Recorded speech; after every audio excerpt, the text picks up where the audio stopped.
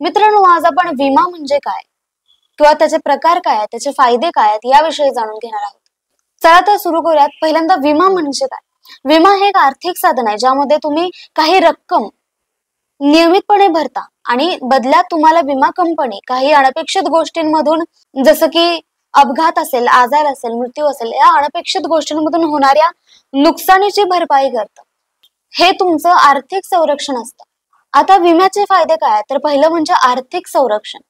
विमा अनपेक्षित घटनांमुळे होणारे नुकसान, म्हणजे जसं की नुकसान कव्हर करून तुमच्या वित्तावरील परिणाम कमी करून आर्थिक संरक्षण देते. दुसरं म्हणजे जोखीम व्यवस्थापन.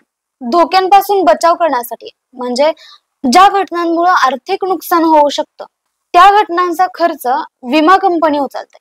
म्हणजे त्यामुळे कधी मोठं नुकसान उभं राहिलं तर विमा कंपनी त्याचा भार हलवू शकते आणि ग्राहकांना संरक्षण देऊ शकते. तिसरं म्हणजे मनशांती. विमा घेतल्यामुळे तुम्ही काही अनपेक्षित घटनांपासून तुम्ही आर्थिकदृष्ट्या सुरक्षित आहात हे जाणून तुम्हाला मनशांती मिळते. त्यानंतर आधार आणि भरपाई.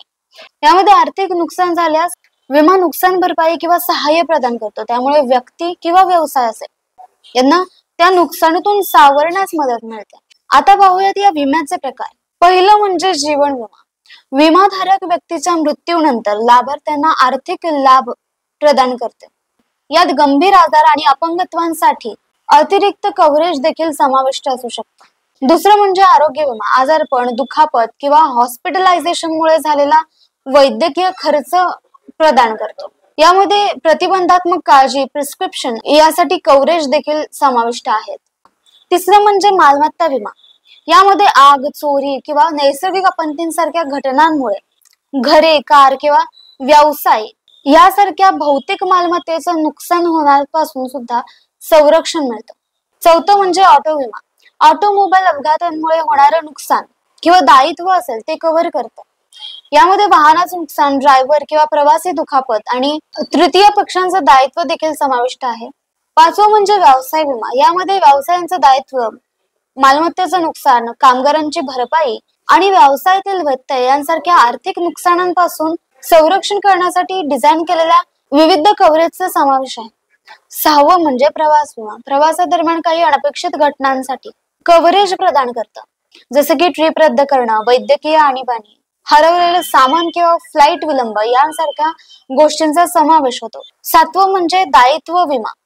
दुखापती, अपघात, निष्काळजीपणामुळे उद्भवणाऱ्या कायदेशीर दायित्वांपासून संरक्षण करतं.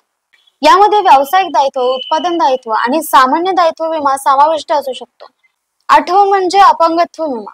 अपंगत्वाच्या बाबतीत उत्पन्न बदलण्याची ऑफर देतो, जे एखाद्या व्यक्तीला काम करण्यापासून किंवा उत्पन्न मिळवण्यापासून प्रतिबंधित करतं. मित्रांनो, विमा कंपनी आणि निवडलेल्या पॉलिसीवर आधारित कव्हरेज, अपवाद आणि शर्ती वेगवेगळ्या असू शकतात. पॉलिसी तुमच्या गरजा पूर्ण करते, पण पॉलिसी खरेदी करण्यापूर्वी तिच्या अटी आणि शर्ती समजून घेणं हे तितकंच महत्वाचं आहे. मित्रांनो, हा व्हिडिओ तुम्हाला आवडला असेल, ही माहिती तुम्हाला महत्त्वपूर्ण वाटली असेल तर ती लाईक आणि शेअर करा आणि आमच्या चॅनलला सबस्क्राईब करायला विसरू नका. धन्यवाद.